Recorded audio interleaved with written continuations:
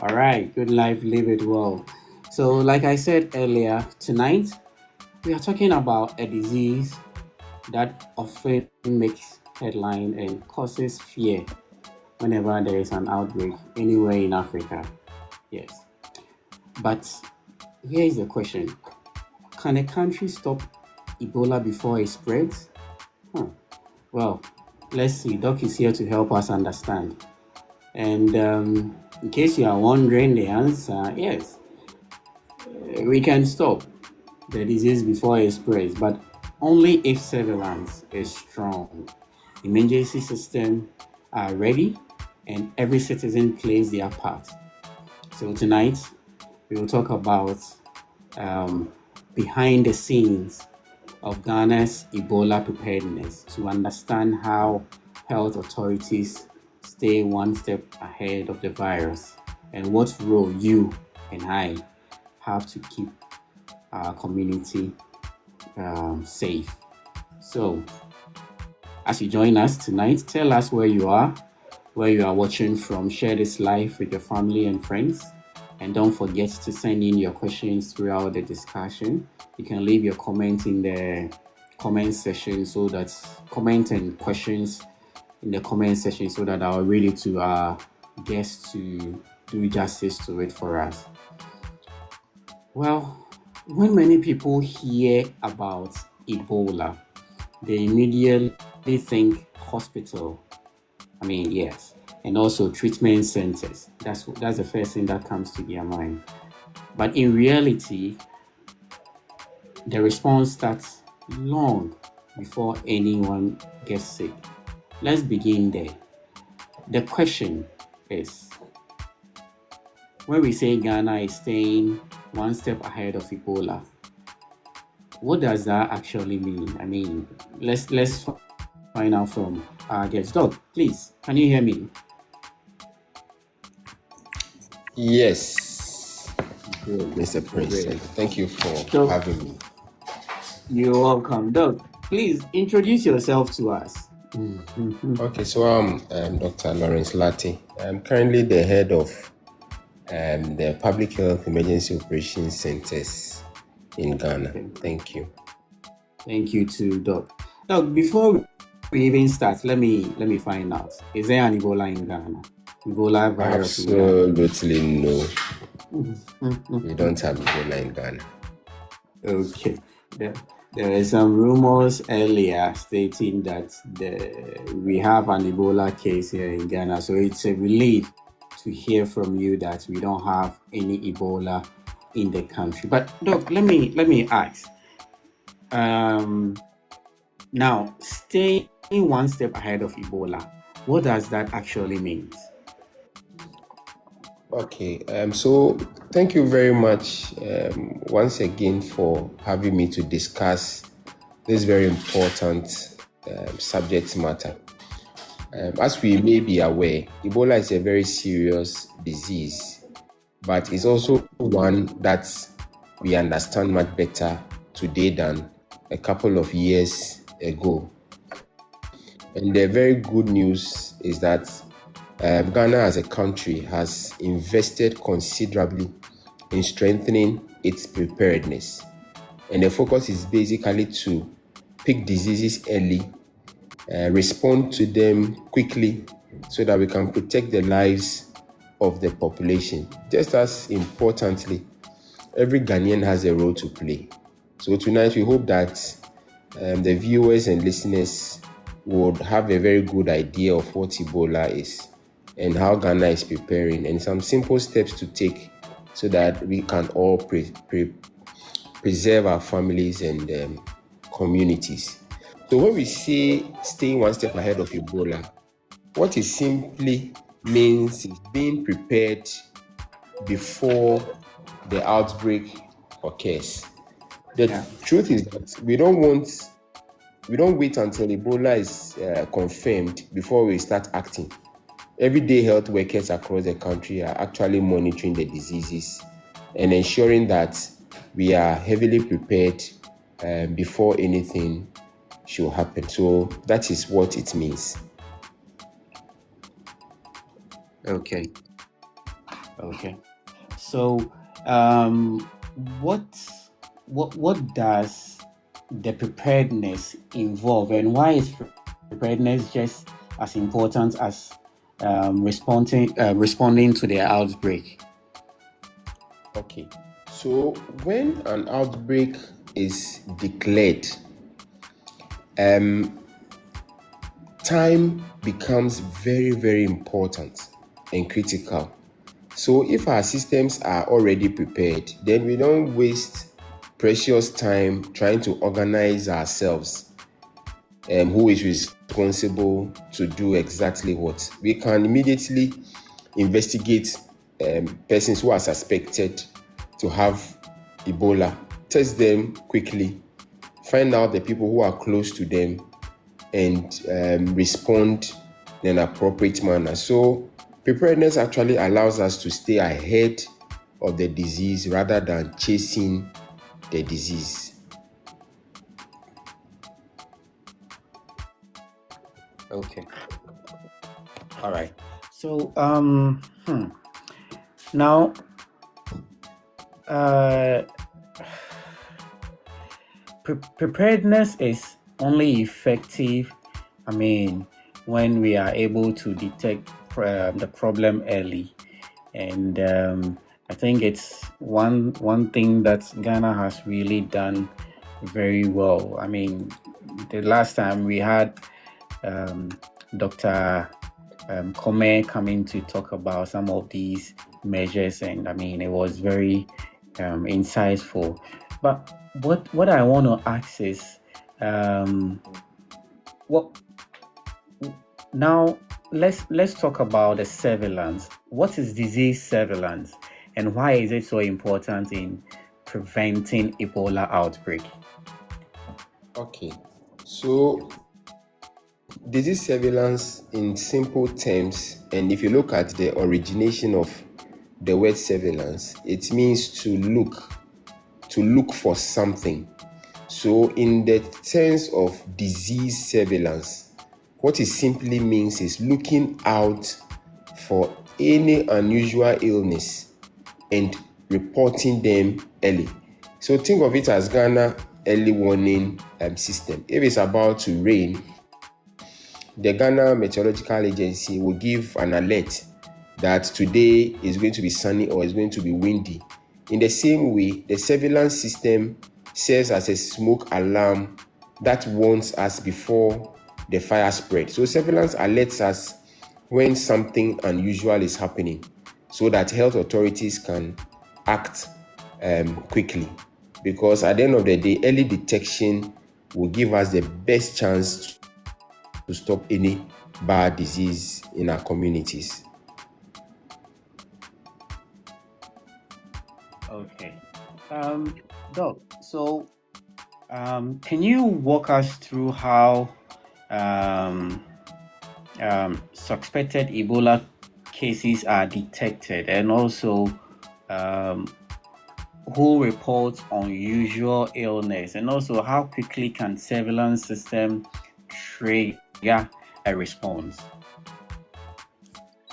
Okay, so basically, people who have suspicion of Ebola will present with certain signs and symptoms. So somebody may just have headache, body pains, feeling a bit warm, a bit cold, shivering, and this person may have traveled to some countries that have recently been affected. So in that case, the system is able to pick it. So if you traveled from, currently Ghana do not have Ebola. So the assumption is that Ebola would have to enter the country from outside.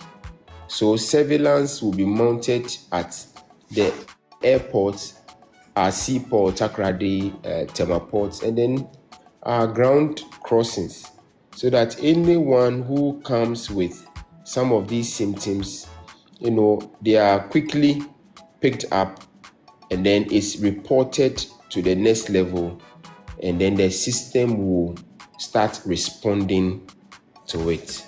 Thank you. Okay, thank you so much, Doc, for this insightful information. But if you just join us, this is the Good Life chat room of the Ghana Health Service. Feel free to leave your comments and your questions in the chat box, and I'll read them to our guests to talk about it or to answer any questions you have on Ebola for us. So, Doc, many people think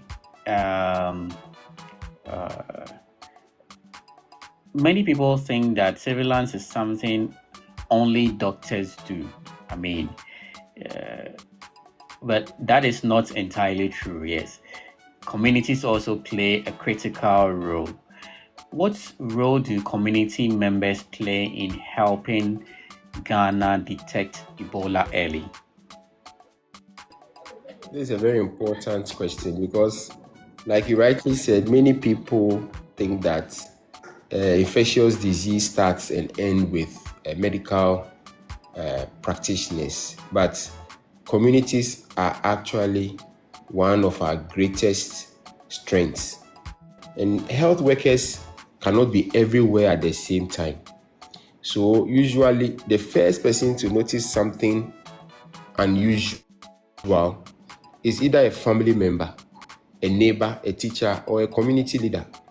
So when communities or persons within the community identifies persons with unusual illness or behavior, then they work hand in hand with the health authorities so that whatever the issue is, it can be contained before it spreads. So every Ghanaian can actually contribute to protecting the health of the population.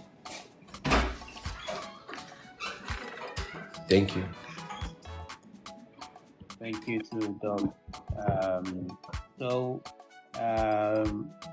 Someone is asking, what signs should people report, and why?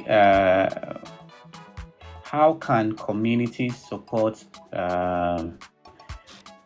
surveillance without creating fear or panic? Doc, if you can take these questions for us. Okay, thank you very much for the question. So,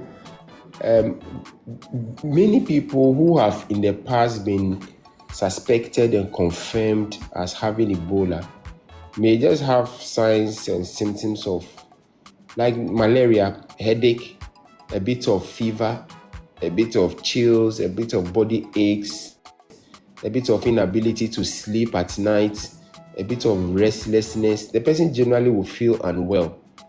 But if you further engage that person in a conversation, you realize that this person may have come into contact with someone who has either been declared or diagnosed as having Ebola, or may have traveled to a country where they are managing Ebola. So if you look at these symptoms together with the travel history, this person may not have traveled to an affected country, may have been in a flight or in a bus or in a ship with someone who was unwell. So you put these symptoms together.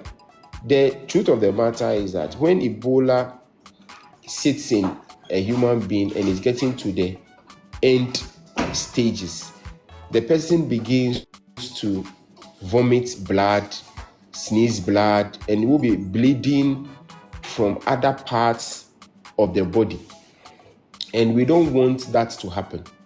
That is why the system has been set up in such a way that when you are found to be having symptoms of maybe fever, your body is hot, you are feeling cold, you have backache, body pains, and you have traveled to some jurisdiction or you have been in a flight with somebody who is unwell, the system will pick you up and then will try to test you just to make sure that everything is well.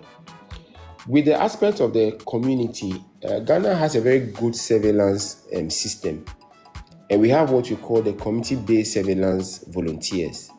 And these are ordinary members of the community that have been trained in how to identify people who are unwell within the community. And they have very good linkages with the health systems at the community level, so that once they suspect you, they link you up with the health authorities in the community, and then they are able to respond. So in that sense, they try as much as possible not to create fear and panic. And because they have been trained, they act in a very professional way.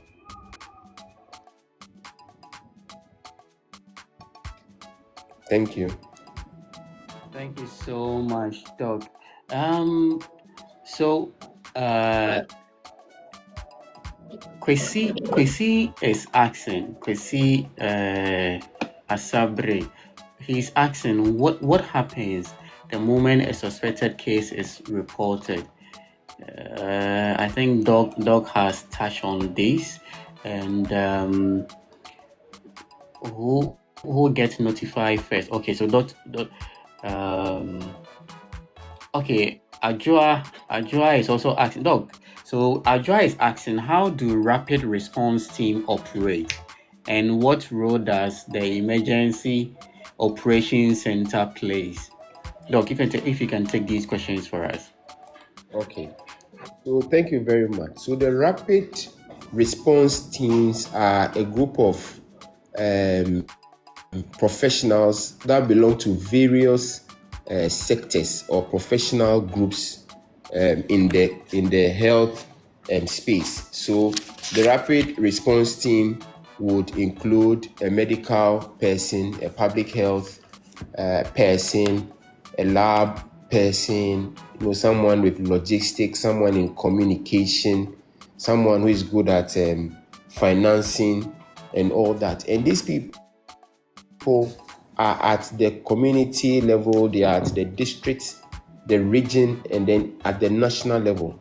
And they have been trained to respond to public health emergencies when they occur. So that is the rapid response team. They are quickly deployed to contain public health emergencies of importance. On the other hand, the emergency operations center, or in this sense, the public health emergency operations center, is a command and control center that coordinates response activities. So they put a lot of preparedness activities in place, and when a public health emergency occurs, the central point for coordination and ensuring that the particular event of importance is curbed immediately is the Public Health Emergency Operations Center. Thank you. Thank you so much, Doc, for this insightful information. If you just join us, this is the Good Life chat room of the Ghana Health Service, and tonight we are talking about Ebola. The question is, how prepared are we if we are to have a confirmed case in the country? We have Dr. Lawrence Lartey here, the head of our Emergency Operations Center, that's the EOC of the service, and we are having a very good discussion on this. Doc, one of the biggest questions people ask during an outbreak is Ghana really prepared? Now, let's answer that question. How prepared is Ghana today, to respond if an Ebola case is confirmed? And also, have health workers received training, treatment centers and isolation facilities ready, simulation exercises conducted regularly, and also how often are emergency preparedness plan reviewed? Okay, thank you very much. So Ghana is very much prepared today than we were several years ago, and we continue to improve our readiness. Lessons from COVID-19 has really strengthened our level of preparedness and readiness to respond when there is a public health emergency. So If you look at disease surveillance, for example, a lot of efforts have gone in there to make sure that anywhere you are in the country and even at the borders, when you have symptoms that the country have discussed and agreed that these symptoms constitute a particular disease of importance, the system will be able to pick you and then escalate it to the next level till a final determination and conclusion is arrived at. So to this extent, our laboratory network for diagnosing all these important diseases, including Ebola, has been strengthened. So we have regional laboratories, we have zonal laboratories, and then we have the National Public Health Reference Lab, Noguchi Memorial Institute for Medical Research, Kumasi Center for Collaborative Research, and all these laboratories are there to ensure that we diagnose based on international standards and qualities are assured. We also have the National Public Health Emergency Operations Center and the regional public health emergency operations centers. Also to mention that we have rapid response teams along the three-tier system of administration when it comes to public health emergency management. And then over the years, we have tried to strengthen infection prevention and control. And then also a lot of work has gone into emergency planning and then workforce training. Whilst talking about the technical people who are involved in preparing and responding to public health emergency, we should also take note that the support staff, including the administrative staff, those who are handling logistics and supply chain management, those who are managing finances, fleet of cars, transportation, they have all been trained, because the ambulance driver who will on a normal day carry a patient who has stroke will operate differently when the ambulance driver has to carry an infected person, because there you are looking at how quickly the person will be able to infect everybody. So disinfection of these ambulances and all. So the health workforce has actually been trained over the period, and you could see that in the event where there is no public health emergencies, we have what we call simulation exercises. And recently, we've had one at the Accra International Airport. We've had one at the Aflao, Loepe border, and a few other places, and it continues to grow. The reason why we are doing these simulation exercises, okay, so should someone present with these signs and symptoms, what are the measures in place to ensure early detection, quick referral and transportation to isolation centers, containment of the disease, and then control of the particular disease so that it doesn't spread to families and the entire communities. So these isolation centers from time to time also undergo these simulation exercises to ensure that they are ready. So in effect, we have all these activities ongoing, and they are not happening in isolation. There is a coordinated approach where all the partners in the One Health sector, if you look at people in the health and human health, animal health, and the environmental health, congregate at one point, known as the Public Health Emergency Operations Center. And then they plan that, okay, in the event where we suspect a case, what do we do? How do we go about it? So all these things that I've mentioned goes to indicate that Ghana is actually on a very good footing when it comes to emergency preparedness and operational response. Thank you, and over.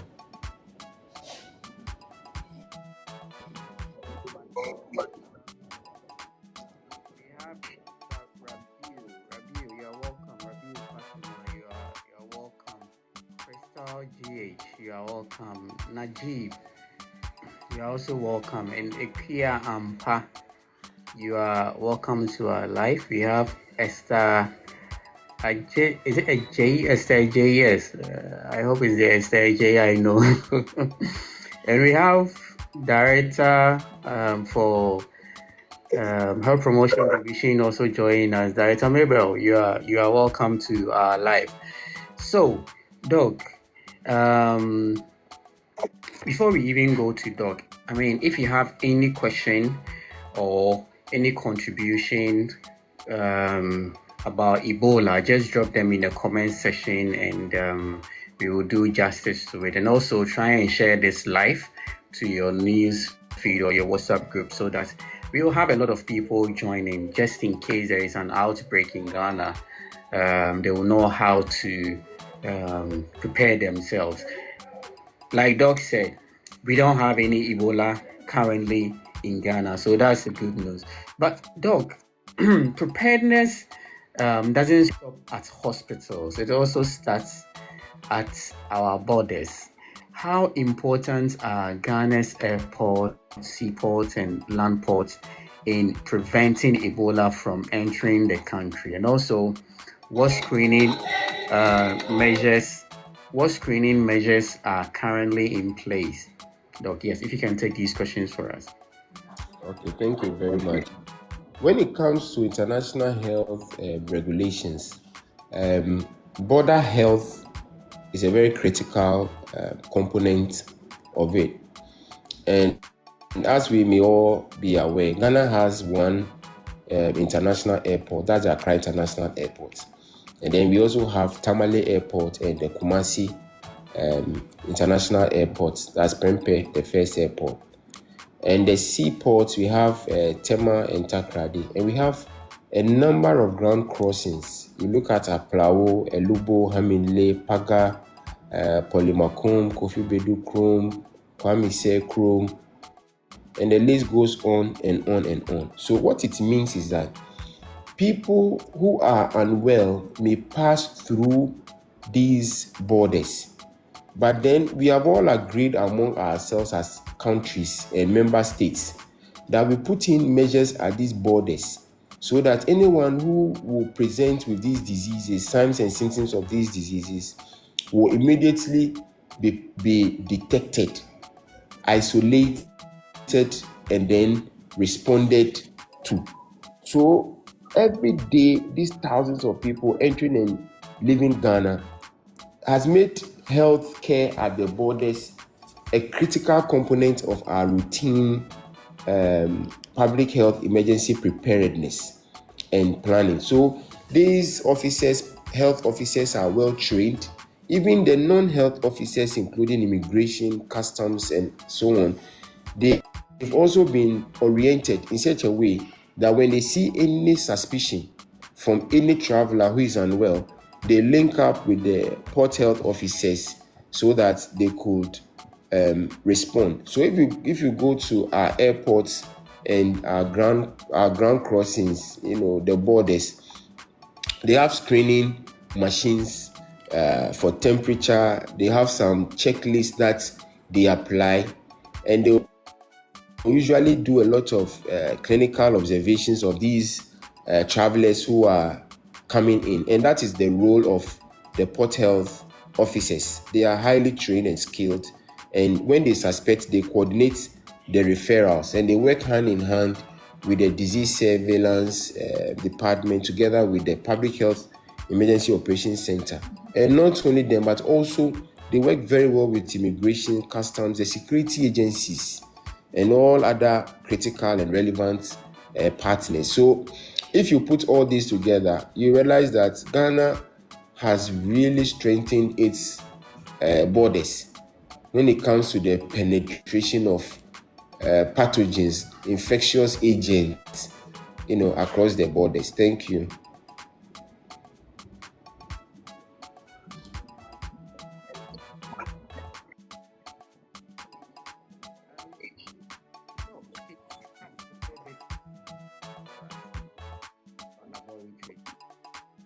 I missed the question. The sound.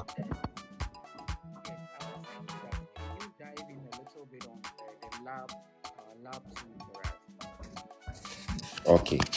Thank you very much. So, when it comes to public health emergencies, these diseases that we are talking about, these diseases are highly infectious diseases. So, there are samples, when you take their blood, you don't send them to the labs, the clinical labs in the communities and in the health facilities. There are specialized labs, and in Ghana we have the National Public Health Reference Lab in Kolebu, and then the Noguchi Memorial Institute for Medical Research, and other few research laboratories where testing, high-level testing is done. So there's a bit of genomic sequencing that is done. There's a bit of what you call the PCR, that's a polymerase chain reaction, real-time testing. So these are advanced level testing that Ghana has been accredited to be able to test towards the detection of very infectious diseases. Thank you.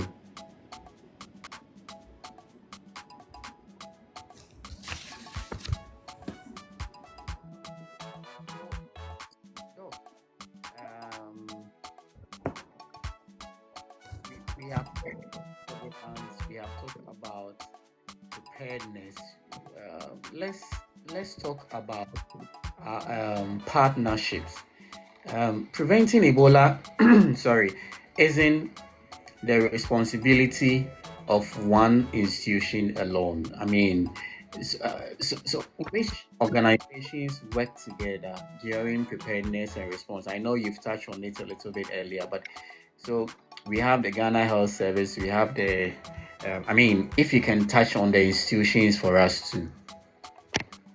Thank you very much. So, if you look at the Ghana Health Service Act and you look at the Public Health Act 851, it gives a lot of mandates to the Ghana Health Service to prepare and respond to emergencies in the country. But not only that, there's also the Teaching Hospitals Act, which is together with the Ghana Health Service Act. So teaching hospitals also play a critical role.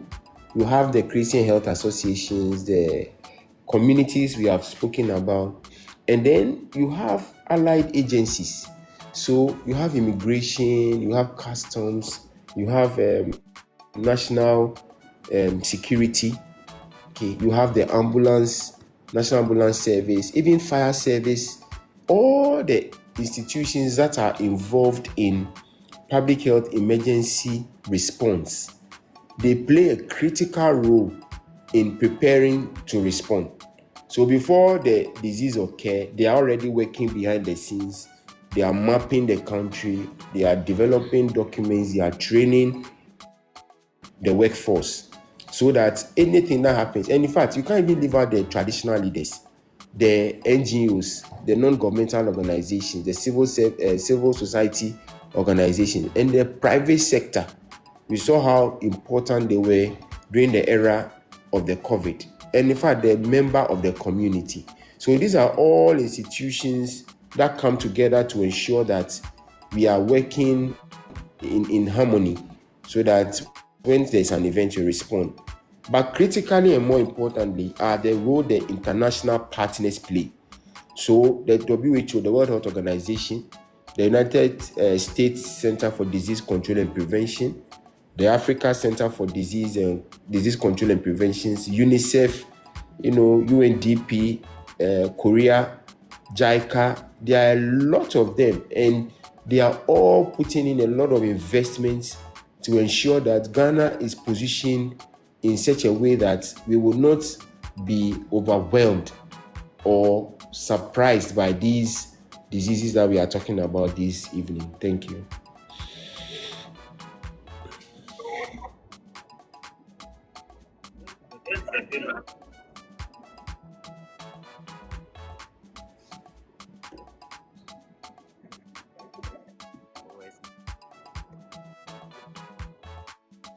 So, if if I'm correct, you are the middleman in all this. I mean, the preparedness and all, and the response. If I'm correct. I'm a servant in that regard.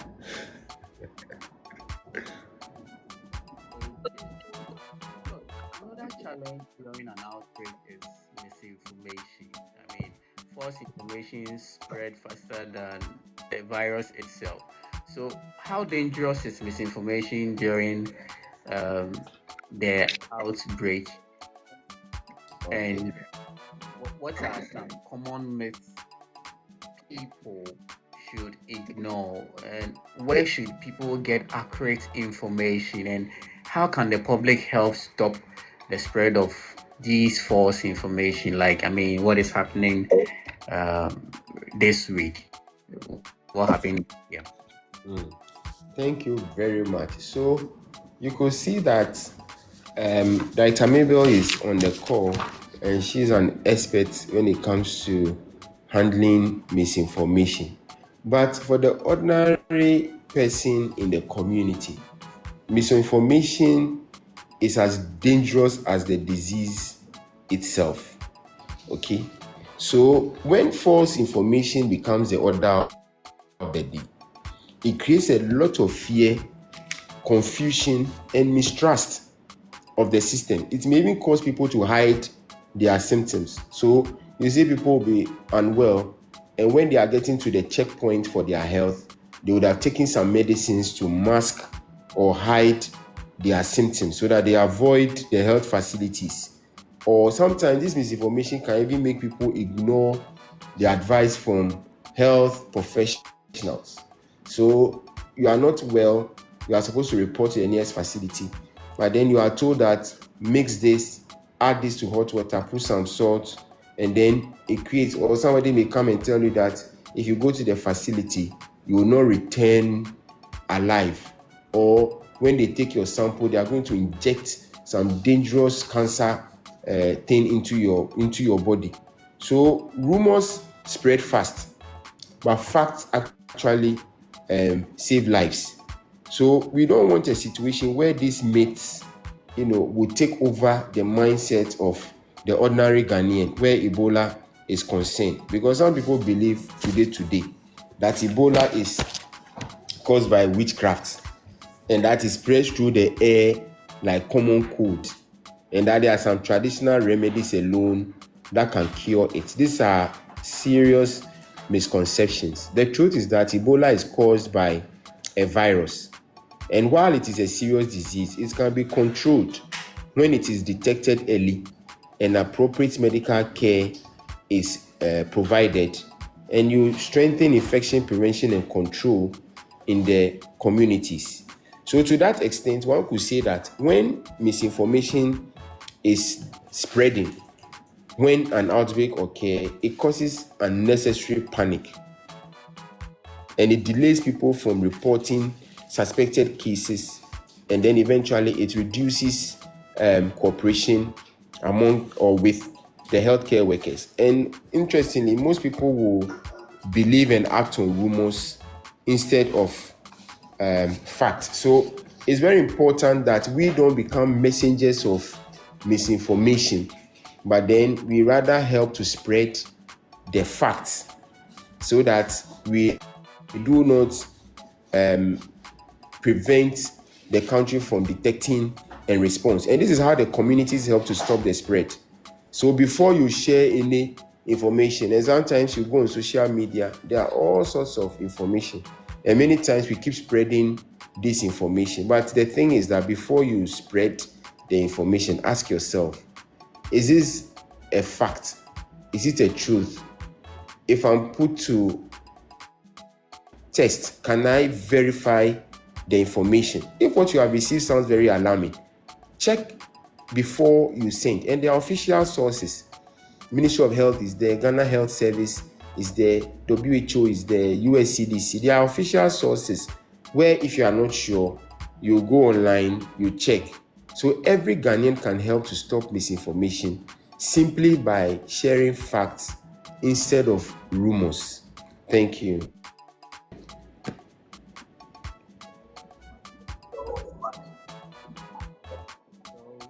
So we have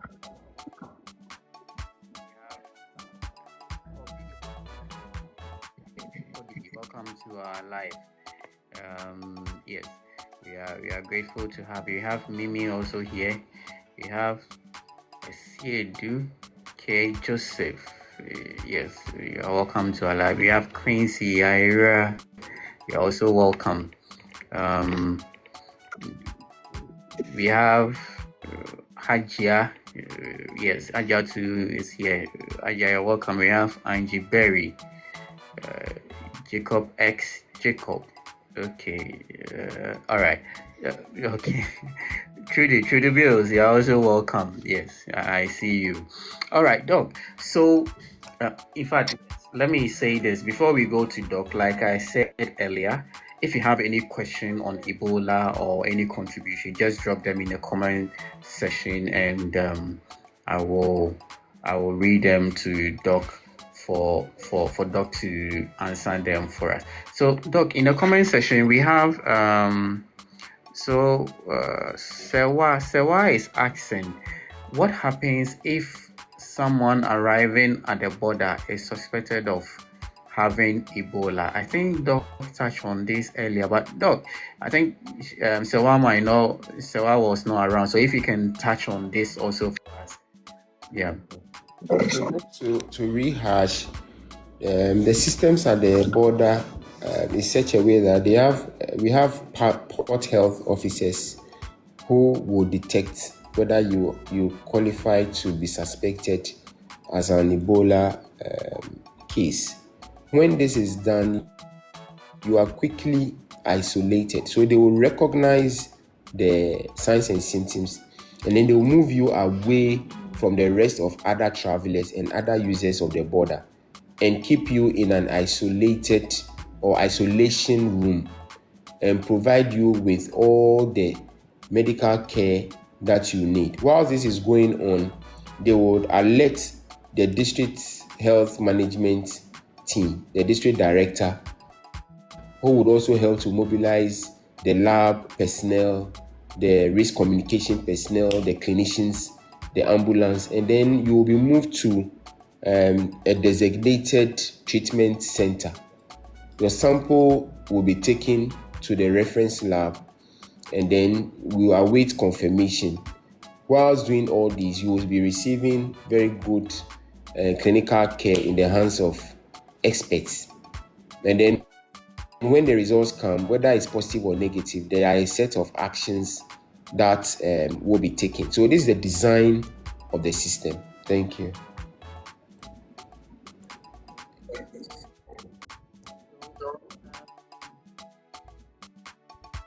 Thomas is also asking, do we have enough workforce in case we have an Ebola outbreak? Doc, do we have enough health workers to combat Ebola just in case Ebola? We have an outbreak. Yes, thank you very much. So we have very skilled and adequate trained workforce. If you remember, a couple of years ago, there are even trained professionals in Ghana who were sent to Liberia to help them combat some of these diseases. Because Ghana has a very good public health workforce that is trained. And the good thing is that it starts even from the community level all the way to the national level. So the answer to the question is that yes, indeed, we have adequate, trained, and skilled public health workforce.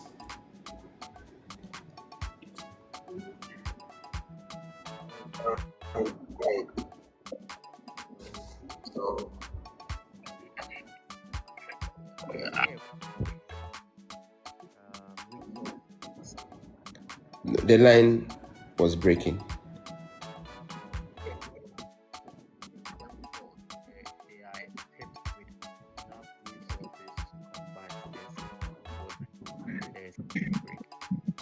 Yes, so resources are always a challenge.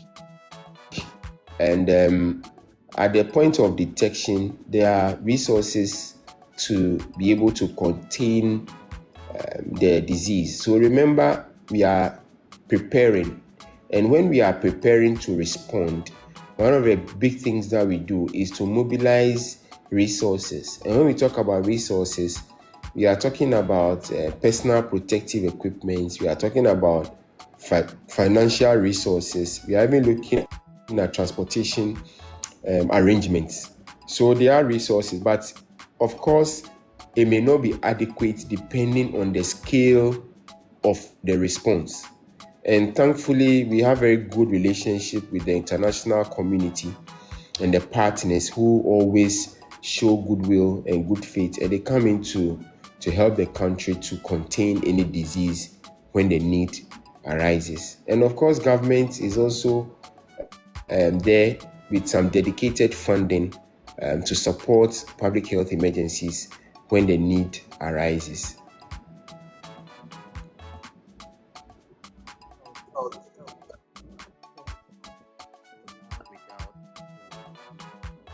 So, what role will one?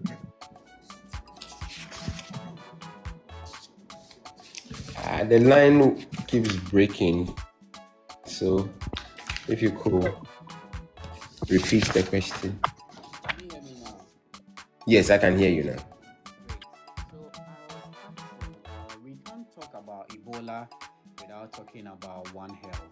So, what role will One Health play in case we have an Ebola outbreak? Okay, that's great. So, in this day and age, we have stopped working in silos. So, at every point in time and around the table, you have professionals from the human health sector, the animal health sector, and the environmental health sector. And we've even gone beyond to ensure that the non-health sector, like the national security, the security agencies, local government, are all part of the planning team and response when they occur. Because Ebola is a disease that mimics the One Health concept, just like you have rabies. So the organism that causes Ebola can be moving through animals and human beings, which are in the environment. So it is important that when you are responding to a disease like Ebola, you don't only say this is for the human health people. The animal health play a critical role, and the environmental health and wildlife also play a very key role. So it's important, and it's been proven over and over that when the One Health team respond and prepare, the outcomes are better than when only one institution or one sector goes into response.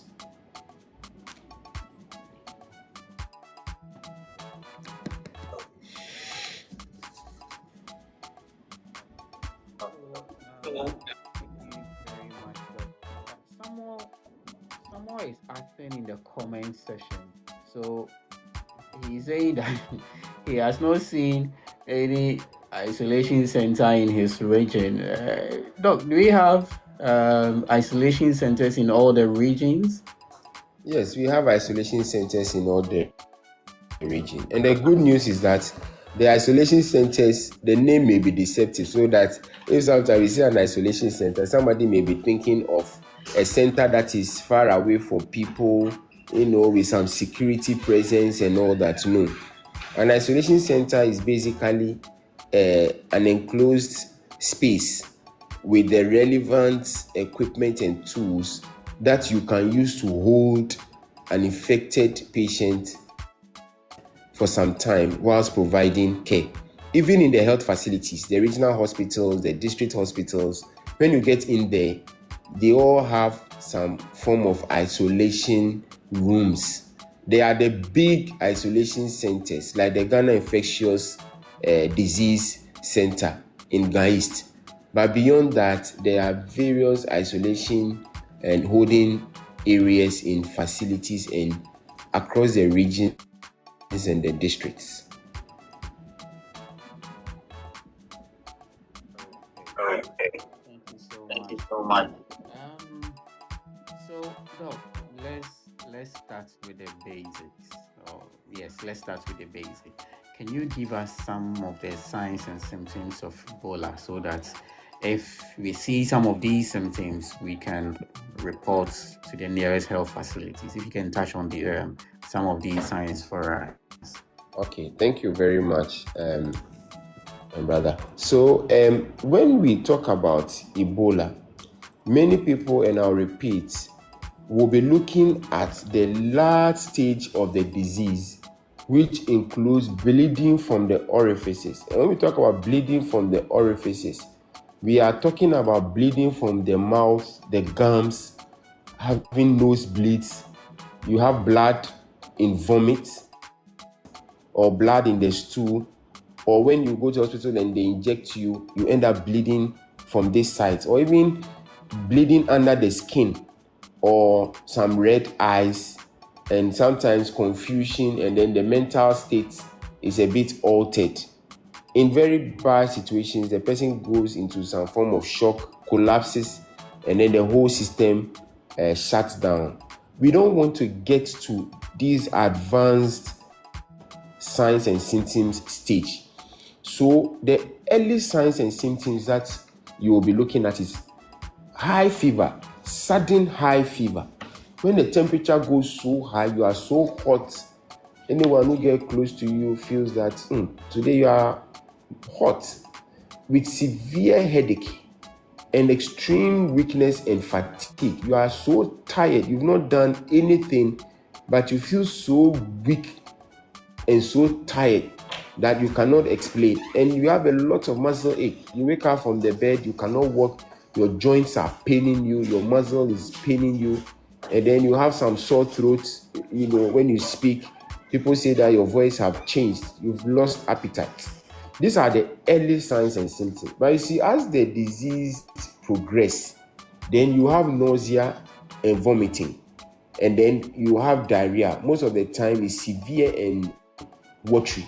Then you start having abdominal pains, your chest is paining you, you are now struggling to swallow, the sore throat would have gotten worse, and then no sooner than later you start having shortness of breath, your breathing become labored, then you start having hiccups in severe cases. So we don't want to get to these levels, but these are some basic early signs, and then progressive signs, and then the advanced signs when it comes to Ebola.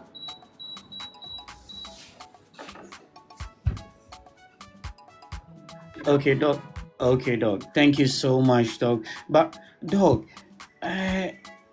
how can we ensure that the preparedness activities continue even when there is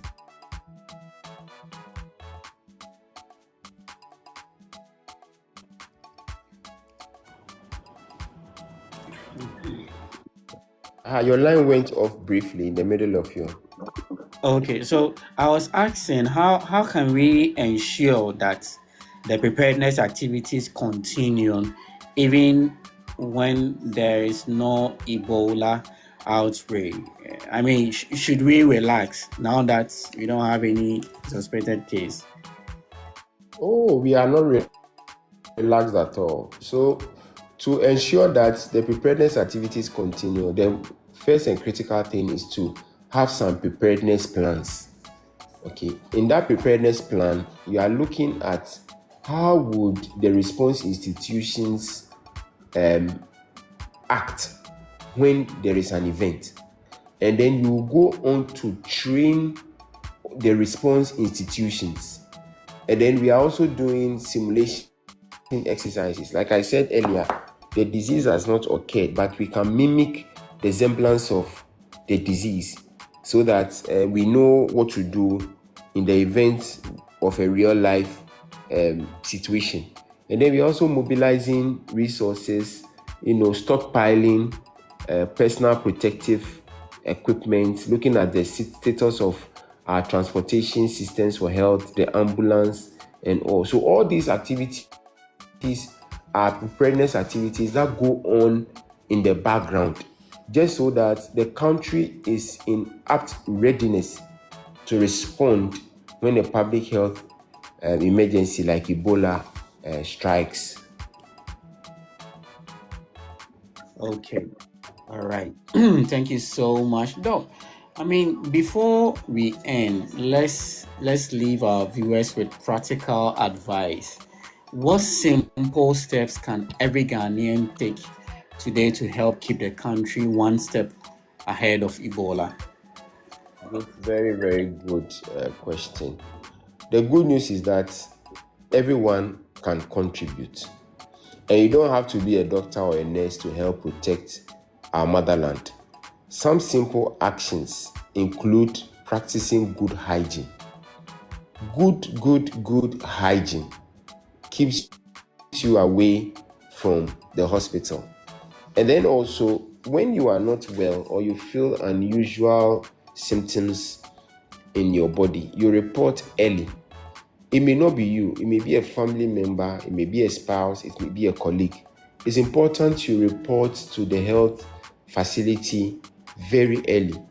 And then also, when you are going to contact persons who are not well, you have to take some precautions, especially when they are vomiting or they are passing loose stools or they have some skin rashes or the color of their eyes have reddened or their palms have turned yellow. When you are going close to such unwell people, you have to take precaution. In fact, it's advisable that you rather report to the health facility for them to take over than you providing the nursing care when you are not a trained nursing professional. And then also, it's important to follow advice from the health authorities. Every now and then, the health promotion, the Ministry of Communication, Information, they are passing out jingles. Partners, supporting partners are passing out jingles. Wash your hands regularly with soap and running water. Keep some distance. Perform good hygiene. All these advice are on the airwaves. And even this educational meeting we are having this evening are all pointers to the fact that if we follow the advice, we can make a big difference, because preparedness always starts with each and every one of us. Thank you. Preparedness starts with each and every one of us. Doc, that's a very powerful message. But Doc, our final question. So, if every Ghanaian remembers just one message from tonight's discussion, what would you want it to be? Thank you very much for the opportunity. So what we will say is that personal hygiene and hand hygiene is important infection prevention and control measure that can help protect all of us. So let's keep the word infection prevention and control at the back of our minds. The basic things: regularly washing hands with soap and water. If you find yourself being unwell, you report to the health facility. If you find someone unwell, you report to the health facility. And you take precaution when you are approaching persons who are unwell. But the message that I would want each and every one of us to take home is hygiene, hygiene, hygiene. That is infection prevention and control. Thank you so much. Hygiene, hygiene, hygiene. Hygiene is the key tonight in preventing Ebola outbreak in the country. Bright Star, you are late this evening. You joined very late. Ibrami, well, thanks for joining. Nana and Lady Say, you are welcome. Pearl, you are also welcome. And we have, is it Pevita? Okay, you are welcome. And Village Health Worker, our very own, you are welcome. And yes, we have Vidash. We have Vidash too here with us. We have Matiosu. Matiosu, thank you for joining. We have Spendy. Yes, Spendy. We have, is it Rebecca? Okay, and Watara. Watara, you're also welcome. So, this has been the Good Life chat room of the Ghana Health Service. And tonight we discussed about our preparedness, surveillance, and emergency system when it comes to Ebola, in case we have an outbreak in the country. And our guest was Dr. Lawrence Lartey, the head of EOC, that is Emergency Operations Center of the Ghana Health Service. Doc, we are very grateful for coming this evening. And I mean, as time goes on, we pray that we don't have any outbreak in the country, so that we won't worry you too much. But I'm sure anytime we call on you, you will respond to us. We are very grateful for coming this evening. Oh. Yes, Mr. Prince, thank you so much for having me. A wonderful audience. It's been a privilege and a pleasure to engage this evening. Thank you. Doug, so I think somebody is asking the last, or say, how can we involve street food sellers in this case? Doug, with the last one, if you can touch on that, then I know you've closed, but last one so that we can close the curtain. I think this is a very important question. Bright Star, yes. Thank you so much, Pastor, for this amazing question. So, in the communities, we have health promotion officers and persons who are trained to be engaging the food vendors and then the food handlers. So, from time to time, they move into the communities and then they engage them on these discussions that we are having. And also, the local assembly and Port Health at the borders screen these food handlers once a year, sometimes twice a year, based on the bylaws of the local assembly, so that should they have any infection, they are picked early so that they don't spread the disease. So the food vendors are part of the network in the community when it comes to emergency preparedness and response activity. So they are not left out alone. Sometimes the scale is a bit wide. Let's assume this evening there are food vendors on the streets. It becomes a bit difficult, but the system tries as much as possible to reach every Ghanaian, at least with information. If you are on the streets, you are in the trotro taxis, you by all means at the end of the day get some information that will help you to protect yourself against the disease in question that we are discussing. So food vendors are seriously not left out. Okay, food vendors are not left out. Bryce, I hope Doc has answered your question. Doc, thank you so much for coming to our live. So tonight we have learned that staying one step ahead of Ebola doesn't begin in the hospital. It begins in our homes, our communities, our borders, and with every single one of us. Remember, the earlier we detect, the faster we respond. The faster we respond, the more life we protect.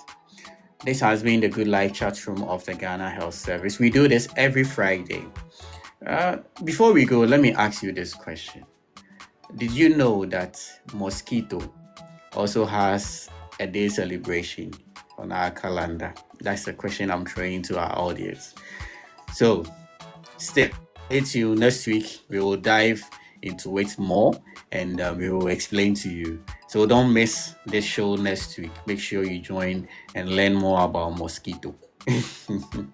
All right, so until next week, thank you so much, Doc. Thank you so much for coming, and our audience, everybody who joined, those who shared their life, those who liked, my producer, thank you so much for coming. And director, we are grateful. Director Health Promotion, we are grateful for having you around here. And also our regular listener, Patience from Sickle Cell. Yes, next month, yes, September the whole month is sickle cell day, so we will find a day to talk about sickle cell diseases. Yes, thank you for coming, patient, and everybody. Bright Star, thank you for joining. Everyone too, thank you for joining. We will be here next week from 7 p.m. Make sure you come around. My name is Prince Ozubanahine Sarkodie. See you next week, and bye-bye.